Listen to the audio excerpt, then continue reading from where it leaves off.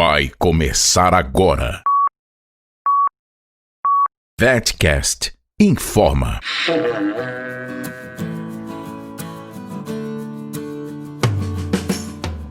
Olá pessoal, vai começar mais um podcast da AgroVet Informa. Nele, vamos nos atualizar e manter a conversa em dia, trazendo para você uma conversa bacana sobre temas variados na veterinária.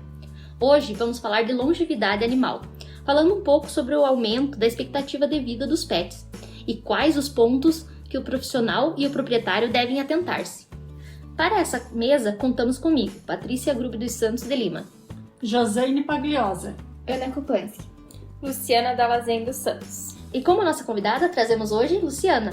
Luciana Dallazen dos Santos é veterinária, possui graduação em veterinária e é mestre em ciências farmacêuticas pela Universidade Estadual do Centro-Oeste.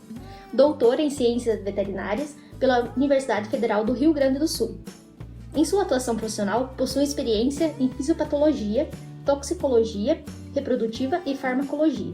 Atuou nas áreas de clínica e cirúrgica de pequenos animais e clínica e anestesiologia veterinária. Atualmente é docente e colaboradora da Universidade Estadual do Centro-Oeste, Unicentro. Luciana, fala um pouquinho pra gente sobre você e fala pra gente também um pouquinho sobre o que é a longevidade animal.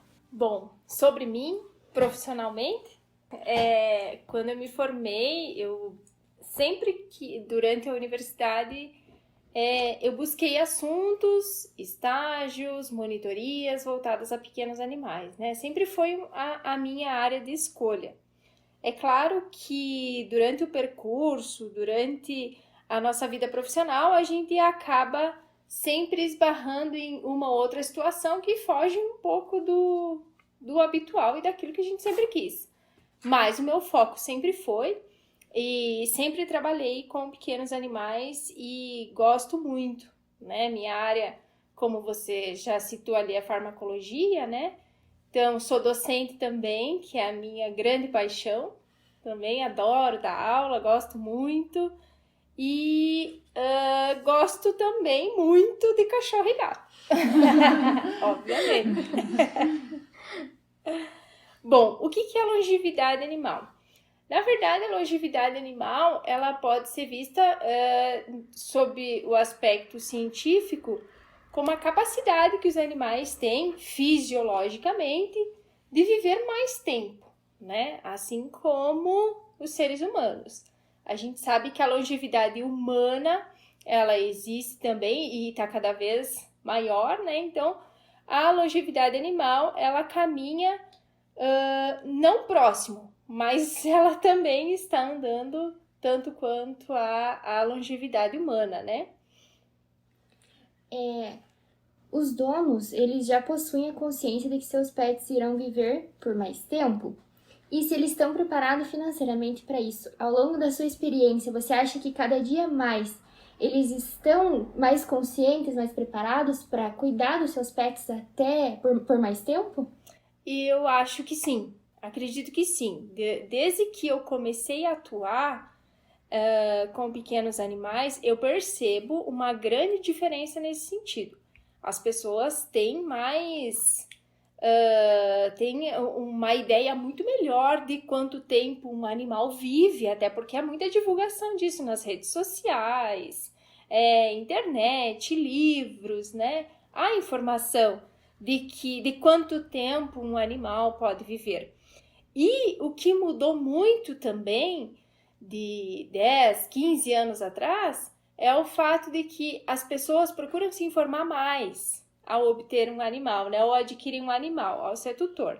Então, é claro que ainda existem muitas pessoas que decidem ser tutores de animais por impulso, né? Mas eu vejo que isso mudou bastante de quando eu comecei a atuar. Tem uma consciência maior, sim. Uhum. Até porque eles não veem mais como simples animais, mas como parte da família, né? Até muitos como filhos. Exatamente. As pessoas... tem muitos casais que não têm filhos, mas têm pets, né? Ou às vezes um, ou muito mais de um. Então, isso também faz com que a pessoa se dedique mais ao pet. esse investimento que o proprietário está fazendo, seja numa ração de melhor qualidade, seja num check-up anual, deixando o animal numa creche, pagando uma cuidadora para passear com ele, isso tem aumentado? Isso ajuda a aumentar a qualidade de vida e a longevidade do animal? Sim, tem aumentado. Tem aumentado até porque a gente vê dados econômicos que mostram que a área pet é a área que mais cresce, né? Uma das áreas que mais crescem no Brasil economicamente. Então, isso nos mostra que sim, que os tutores estão cada vez mais preocupados. E com certeza, todos esses comportamentos do tutor de maior informação, de procurar alimentar melhor o animal. Ora, há 25 anos atrás, o que os animais, o que os pets comiam era quirera, era comida caseira, né? Hoje em dia, a grande maioria já recebe ração. Então, e os tutores sabem que a ração é importante, né? E o quanto ela é importante para o bem-estar do animal. Os tutores também já sabem muito melhor quanto um passeio é importante para o animal, quais são as características do seu animal e o que ele precisa para viver bem, né? Então, eu acredito que sim, que todo esse cuidado tem aumentado bastante a longevidade dos animais. Eles são muito mais vistos, né? Então, quando o animal ele é muito mais visto, eles estão mais próximos do tutor, mais dentro de casa. Então, o tutor observa mais, consegue perceber um sinal clínico de uma doença, por exemplo, que se o animal vivesse lá fora ou que vivesse mais longe do tutor, ia demorar aí, às vezes, mais de uma semana para o tutor notar um sinal clínico que, às vezes, é notado rapidinho, né, dentro de casa. O tutor observa 1, 2 dias, já leva ao veterinário. Então, isso tem contribuído, sim. Quais os sinais clínicos que um tutor, sendo ele mais leigo, pode e deve estar atento caso seu animal apresente, tanto um jovem quanto um animal mais sênior? Bom, existem vários sinais clínicos, né, que podem ser observados. Eu sempre digo nas aulas, digo aos alunos e observo muito isso nas consultas, que quem melhor conhece o seu animal é o tutor, né? Então, existem vários sinais clínicos, depois eu vou citar alguns para vocês, mas talvez essa frase seja mais importante do que um sinal clínico específico. Então, o tutor, ele conhece muito bem o seu animal. Às vezes, a forma com que o animal levanta de manhã e olha para o tutor já percebe que tem alguma coisa errada, né? Então, são sinais, às vezes, muito pequenos, mas que o tutor que convive com o animal todos os dias, a todo momento, percebe muito melhor, às vezes, do que o veterinário, né? Se for na casa dele observar o animal. Mas existem alguns sinais que são super perigosos e que acendem um alerta, tanto para animais jovens quanto para animais mais idosos. O vômito é um deles, a anorexia, ou seja, o animal deixar de comer, é outro sinal clínico muito importante. A maioria dos animais, quando tem algum incômodo, o primeiro sinal clínico é deixar de comer, né? Existem sinais que são um pouquinho mais difíceis do tutor observar quando o animal fica fora de casa, por exemplo, as fezes, se o animal tem diarreia, se tem sangue nas fezes, se ele está urinando, se não está urinando. E aí, no caso de animais mais velhos, é bem importante o tutor observar a presença de tosse, né? Cansaço fácil. Então, o animal caminha um pouquinho e já cansa muito. Então, esses são os principais sinais que eu acho que as pessoas conseguem observar em casa e acender um alertas. Você havia falado que os tutores estão se preocupando cada vez mais com a alimentação, né? Incluindo rações de melhor qualidade. Isso. A alimentação natural, que está sendo bem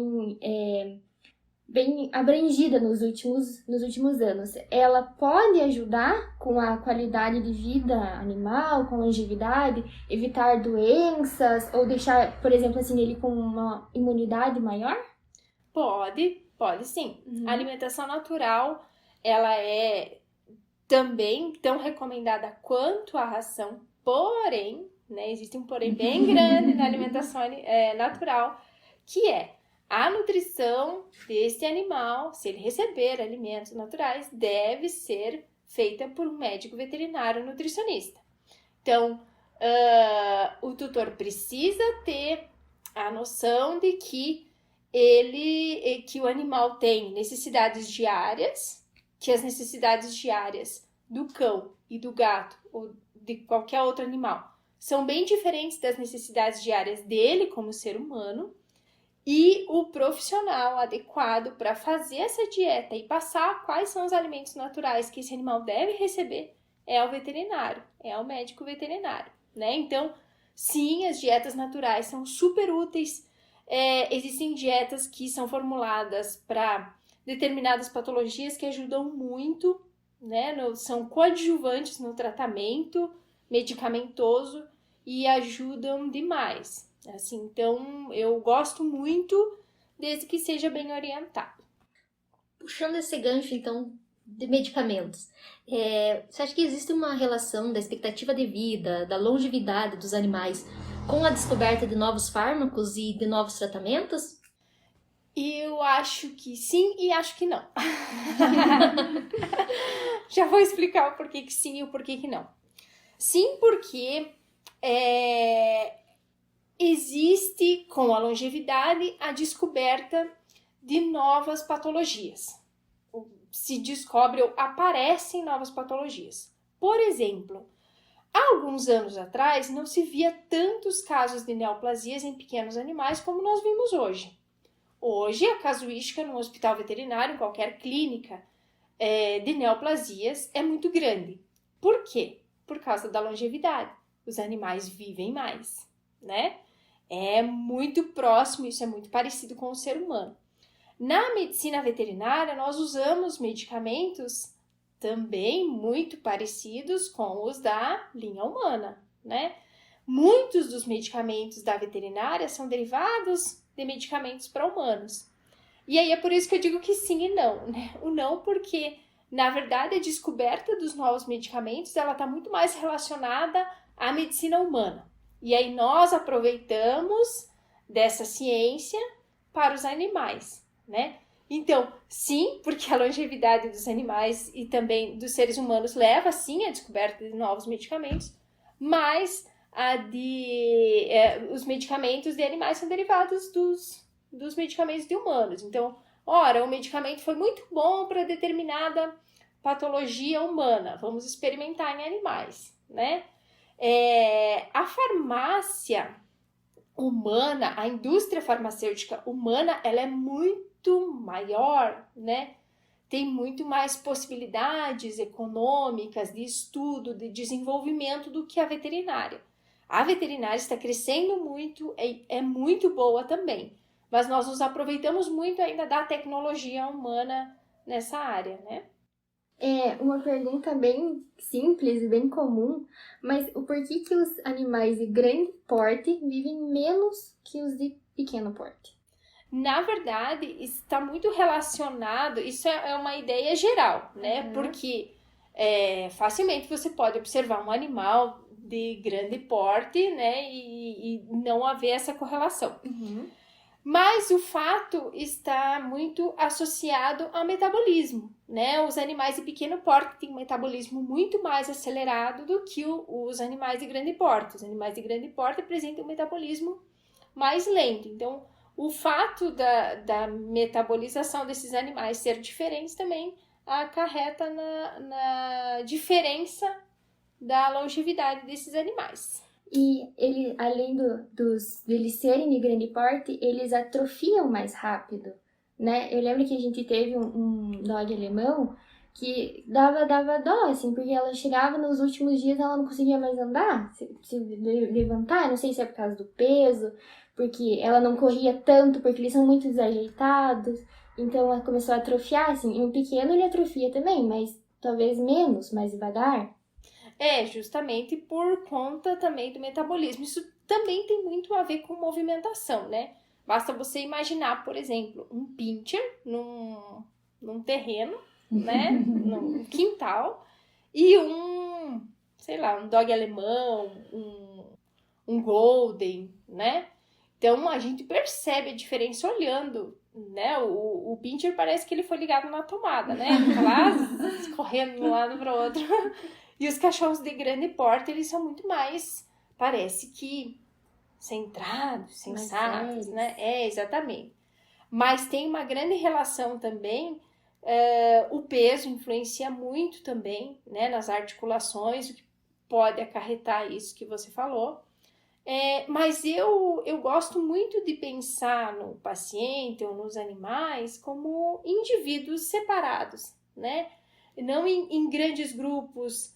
Então, se um animal for bem cuidado, independente do tamanho que ele tiver, a longevidade dele vai ser legal. E muito mais importante do que a longevidade é qualidade de vida, né? Então, um animal que viva 8 anos, 9 anos, mas que viva bem, né? Muito bem, é super importante também, né? Então, a gente precisa pensar na qualidade de vida associada à longevidade. A gente gostaria que os animais vivessem por um longo período de tempo com uma excelente qualidade de vida, né? É verdade. Aproveitando esse ensejo de qualidade de vida, qual que é a importância do tutor fazer um check-up anual no seu pet? A importância dos check-ups anuais são se antever a um problema, né? Nós sabemos, na nossa saúde também, quanto na saúde dos pets, que quando nós sabemos de um problema antecipadamente ou no início, a probabilidade de cura ou a probabilidade de haver um tratamento melhor para esse paciente, dele responder melhor ao tratamento, é muito maior. Então, os check-ups servem exatamente para a gente tentar identificar possíveis alterações que estejam iniciando ou que vão iniciar daqui a um pouco tempo, e aí a gente já pode se antever e tentar evitar, né? Então, essa é a maior importância. É muito mais fácil, muito melhor. É uma frase muito clichê, né? Mas melhor prevenir do que remediar, né? E mesmo que o animal, imagine que existem várias doenças também que são assintomáticas no período inicial. Então, você pode estar com o animal em casa que já está começando uma doença, iniciando uma patologia importante, e daqui a pouco você vai... E ele não tem sinal clínico nenhum, ele não te demonstra que ele está doente. Então, a importância dos check-ups também são isso. É essa, né? E eu acredito que para o tutor também, economicamente, é importante. É mais barato se fazer os check-ups anuais do que tratar, por exemplo, uma neoplasia que ficou muito grande ou que vai precisar de quimioterápicos caríssimos, né? Então, eu acho mais importante tanto do ponto de vista econômico quanto do ponto de vista do bem-estar. Quais os exames seriam interessantes serem feitos e o que eles podem mostrar? Por exemplo, meu cachorro foi fazer uma tartarectomia de rotina e, para aproveitar a sedação, eu pedi para ser feito um diagnóstico por imagem, uma ultrassonografia. E detectou um problema hepático que não apareceu nos exames de sangue, que eu não imaginava que ele teria, pois era um exame de rotina. E daí a gente pode fazer o tratamento antecipado, como você acabou de citar. Quais seriam os exames que seriam interessantes a gente fazer para ter esse cuidado com o animal? Depende muito, né? Depende do paciente, depende da idade que ele tem, do que ele recebe de alimentação, qual é o cuidado dele, qual é a raça, qual é o tamanho. Então, depende muito do paciente. Mas existem alguns exames que são básicos e que nos trazem informações bem importantes. Por exemplo, o próprio hemograma é um exame simples, barato e que traz muitas respostas para o veterinário. Os exames bioquímicos, que foi o que você disse, que muito provavelmente foram dosadas enzimas hepáticas, né, do teu cachorro. Então, enzimas hepáticas, enzimas renais, para observar o funcionamento.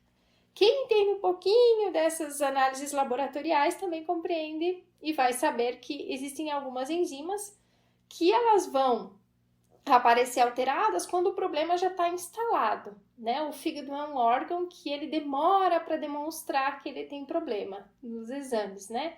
Então, isso também pode acontecer. Mas também existem os exames de imagem, né? A radiografia, por exemplo, é super importante em animais idosos, radiografia torácica, acompanhar o coração, acompanhar a funcionalidade dos pulmões, né? Mas vamos partir do básico, digamos que um animal que não tenha nenhuma outra doença concomitante e ele é um jovenzinho, né? Tem lá seus 4, 5 anos, é um cachorro ou um gato ativo, não tem nenhum problema. Eu diria que seriam muito importantes os exames sanguíneos. Então, hemograma total e bioquímicos renal e hepático, né? Para um animal mais velho, aí sim, eu acredito que associado a esses exames, alguns exames de imagem também sejam bem importantes. Os sinais clínicos de um animal que tá ficando velho é igual para cão e gato? Eu nunca pensei nisso. Mas pensando agora, assim, num gato idoso e de um cachorro, é muito parecido, sim. Eles vão ficando mais sedentários. Um problema que eu acho bem importante que os tutores sempre se atentem é um animal mais velho, ele tem uma necessidade calórica muito menor do que um animal jovem, né? E aí, conforme o animal vai ficando mais velho, a gente precisa reduzir a quantidade de alimento fornecido. Por quê? Porque os animais, a grande maioria, eles ficam idosos e obesos. Isso prejudica bastante também a saúde deles, né? Então, isso também acontece com os gatos, né? Tanto com os cães quanto com os gatos. Na minha concepção, pensando agora, o comportamento deles é muito parecido. Eu já tive pacientes, assim, cães idosos, isso eu nunca vi em gato.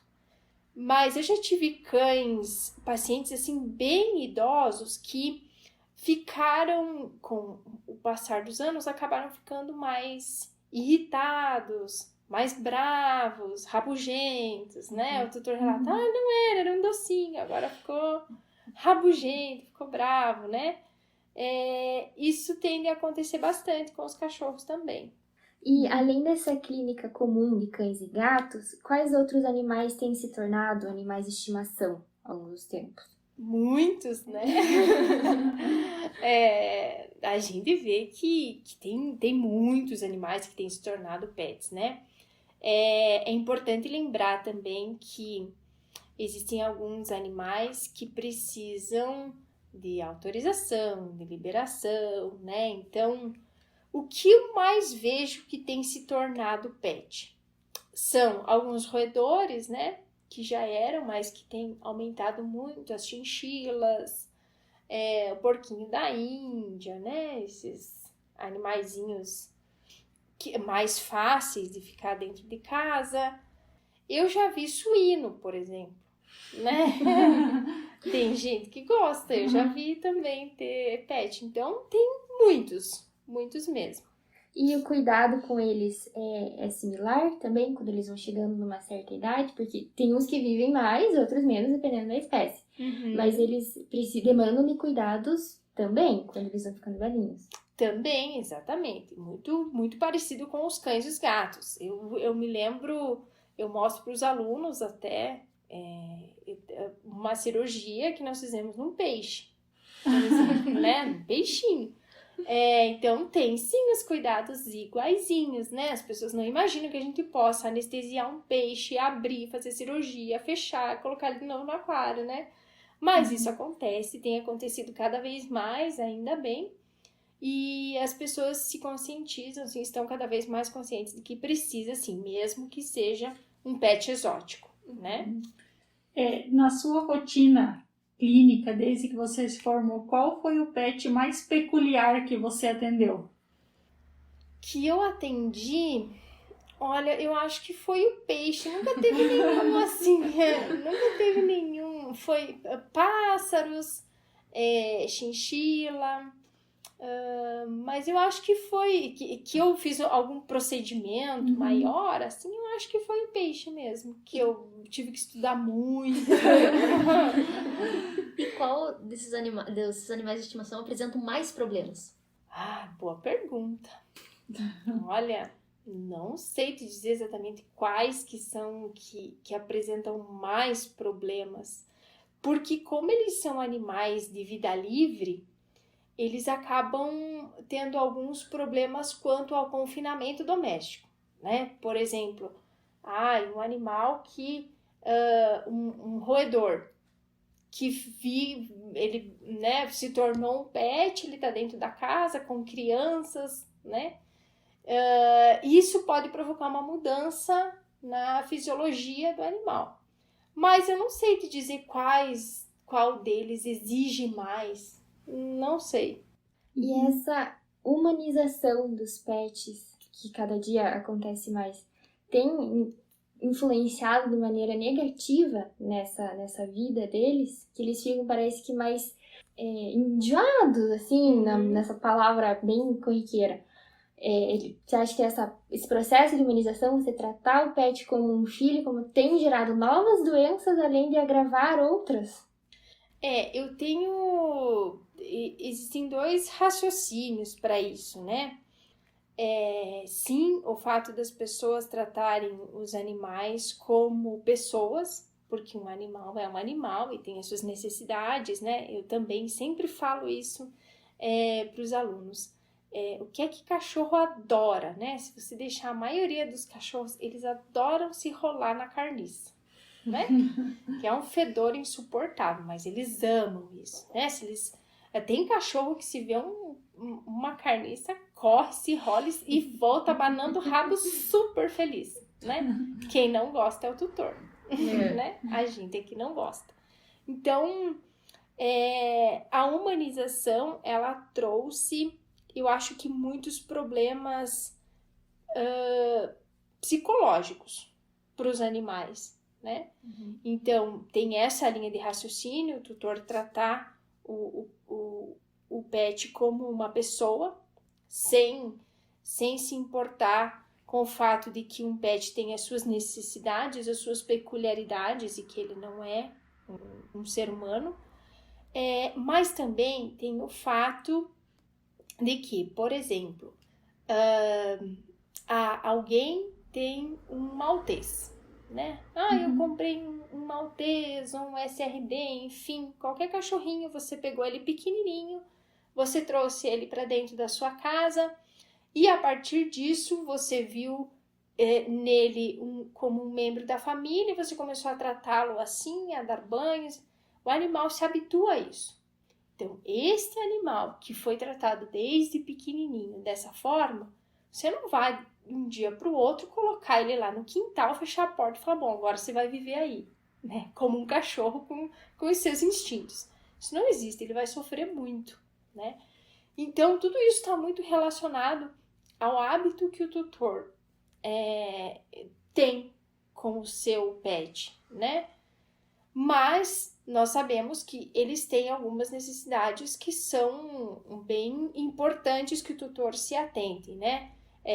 Por exemplo, eu vejo algumas pessoas que gostam de constantemente dar banho no animal, né? E às vezes uns perfumes assim com um cheiro muito forte. Dificilmente o animal gosta do perfume, né? Fisiologicamente nós sabemos que os animais eles possuem uma capacidade olfativa muito maior do que a nossa. Então, às vezes, se nos incomoda, deve incomodar muito a eles também, né?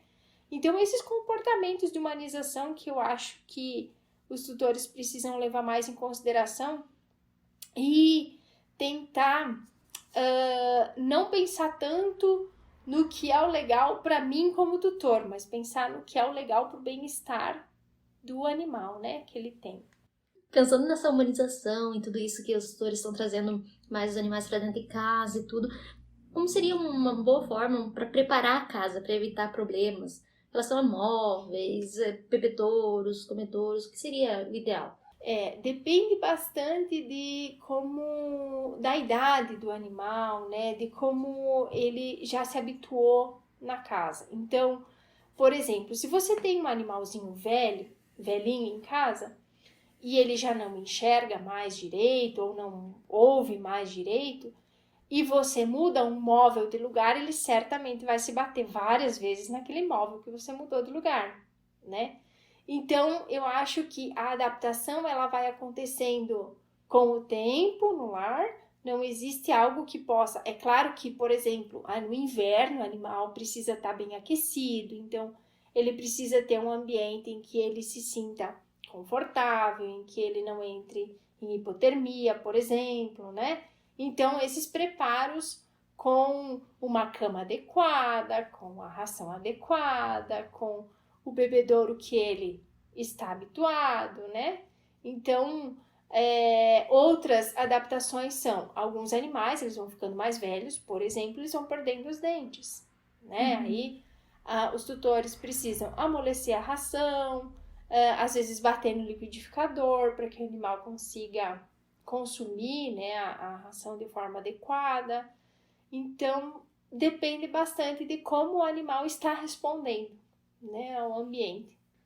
O fato do animal ter uma longevidade maior, isso vai trazendo algumas coisas da velhice, né? Que algumas doenças da velhice, algumas raças, principalmente quando o animal é de raça mais pura, tem algumas raças que têm algumas doenças que são hereditárias. Mas no geral, falando de uma forma geral, quais são as principais doenças que um animal geriatra apresenta? Olha, o que a gente mais vê são artrite e artrose, né, que são muito comuns em humanos também, com o passar do tempo, que também estão muito relacionadas ao aumento de peso, né, dos animais obesos, e sem sombra de dúvidas, neoplasias, assim, diversas, né, então não poderia citar uma, mas tem várias, né, que acometem muitos animais e que a gente percebe que está aumentando bastante, né, que aumenta com a longevidade dos animais. Eu quero perguntar, voltando ali no assunto da humanização, com relação à depressão dos animais, que isso tem gerado um aumento, né? Se é esse o caso, e quais os principais, os primeiros sintomas que você vê que o animal, poxa, ele tá talvez começando com uma depressão, se tornando depressivo. Isso mesmo, bem lembrado. Depressão também é uma alteração que está relacionada também à longevidade, né? E também à humanização. Existem vários sinais de depressão. Basicamente, são a alteração no comportamento. Geralmente, o animal fica quieto, não gosta mais de interagir. E nós temos muitos comportamentos também de automutilação, infelizmente. O animal lambe muito as patas, então você vê que aquilo que não tem nada na pata, mas que é algo comportamental mesmo, ele está lambendo porque ele está incomodado. E tem animais que lambem e a partir daí, né, sai todo o pelo, promove uma alopecia no local, ele continua lambendo e forma uma ferida, ele continua lambendo. Então tem animais que chegam às vezes com feridas enormes por automutilação mesmo, né? Os tutores não... Existe ainda, nos dias de hoje, eu acredito, um preconceito muito grande com a depressão humana. Então, muito mais para animal, né? Se hoje em dia uma pessoa, às vezes, tem depressão e existe um preconceito, algo, não deve ser, né? Imagina para um animal, mas existe sim, né? Existe comprovação científica, é uma alteração em receptores, em neurotransmissores, então é cientificamente comprovada, ela existe, existem tratamentos também, assim como em humanos, né? E que ajudam muito, tratamentos medicamentosos. Às vezes as pessoas têm medo de começar um tratamento assim para o animal, né? Mas eles surtem um efeito bem interessante, né? A gente começa geralmente com medicamentos mais tranquilinhos, né, homeopáticos, e aí não fez efeito, a gente vai aumentando e administrando para o animal medicamentos mais potentes. Mas é importante lembrar que existe sim a depressão e ela está muito relacionada também à humanização dos pets, né, ao pet ser exposto a comportamentos ou a atitudes ou a ambientes aos quais ele não se sente feliz, né? Eu acho que o tutor, ele é a pessoa que mais consegue observar, é a melhor pessoa para observar o bem-estar do seu animal, né? Se o seu animal está feliz, você sabe. Se vocês têm animais, vocês sabem, né? Vocês sabem quando eles estão felizes. Vocês sabem também quando eles estão tristes, né? Ou quando eles têm alguma coisinha diferente. Então, acho que o melhor, o X da questão é observação do tutor, né? E aí, qualquer mudança de comportamento é importante nesses casos. E para você evitar essa doença ou que ela se agrave, deixar o animal viver mais livre possível, mais na sua natureza, ajuda? Como eu disse no início, depende de como ele foi criado desde o início, né, da sua vida. Então, com aquilo que ele está habituado, certo? Eu atendi já, por exemplo, cães que entraram em depressão porque a tutora teve um bebê, né? Então, Que é bem comum, né? não é uma humanização, mas é uma mudança no ambiente que levou o animal a sofrer, né? A ter esse comportamento, esses comportamentos ou esse agravo. Gostaríamos de agradecer a você, Luciana, por ter se disponibilizado em estar conosco hoje, falando desse tema super atual e importante no dia a dia, já que temos tido muitos mais pets do que tínhamos anteriormente. Eu quero agradecer vocês, então, pelo convite. É uma satisfação enorme estar aqui com vocês. E também parabenizar vocês por esse método de informação que é tão importante, né? Ele é importante e abrangente. Importante para tutores, importante para estudantes, importante para profissionais. E também abrangente porque está na mão de todos, né? Então, todos podem ter acesso. Então, parabéns. Para mim, é um prazer e um orgulho enorme de vocês estar aqui. Então, eu quero agradecer, quero lembrar aos ouvintes, né? Quem está ouvindo esse podcast, que quando a gente adquire um animal, nós não somos proprietários do animal, né? Nós somos tutores, como eu venho falando desde o início da entrevista.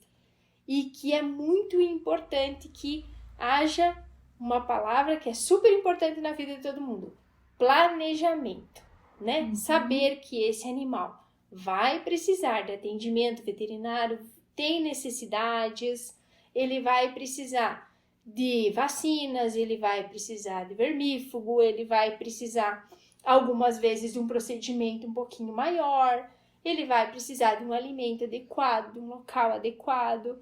Então, que as pessoas se vejam como tutores e não como proprietários, né? Se vejam como tutores e tenham a consciência de que um animal tem muitas necessidades. E a maior delas é carinho, né? Sim. Muito obrigada novamente, Luciana. E sempre lembrando dos nossos grandes parceiros. Ana Maria Dog Walker. Não tem tempo para sair com seu pet? Então deixe seu cãozinho passear com alguém que ama o que faz. Ana Maria Dog Walker está também no Instagram. Qualquer dúvida é só procurar Ana Maria Dog Walker. E o supermercado Animax. Mais qualidade, mais praticidade e mais economia, fazendo sempre mais por você. Contando também com o serviço delivery via WhatsApp, com o número 42 99941 0919. Lembre de seguir nossas redes sociais, Instagram e Facebook, como Agrovet Informa. Nossos podcasts você encontra no YouTube e no Spotify, como Agrovet Informa. Lá no YouTube, se inscreve no canal, aciona o sininho para sempre estar recebendo notificações de novos podcasts, além de seguir-nos também no Spotify. Em breve, nosso site estará no ar, com muitas informações atualizadas para você. Obrigada!